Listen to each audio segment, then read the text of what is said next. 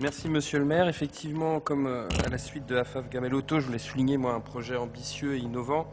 Ambitieux, comme vous l'avez rappelé, par les montants d'investissement, portés aussi quand même en grande partie par le porteur de projet. Ambitieux aussi par l'ensemble des métiers qui finalement que recouvre le 360, les métiers autour de l'industrie musicale, édition, production, développement de la carrière des artistes, management, gestion, droit d'artiste, plateforme de streaming.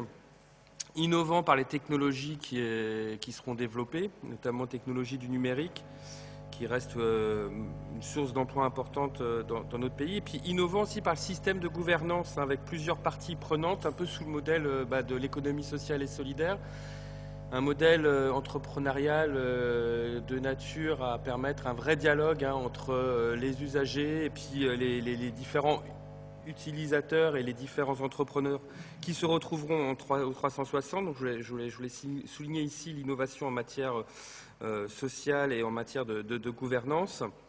Un sujet original, effectivement, puisque c'est, comme ça a été dit, un lieu de rencontre, un lieu de formation, de production. Peut-être un enjeu que je tenais à souligner, c'est effectivement la bonne interaction avec le territoire local et puis avec l'ensemble des entreprises entrepreneuriales, culturelles du 18e, qui est un arrondissement riche par son tissu entrepreneurial, mais aussi associatif et socio-culturel.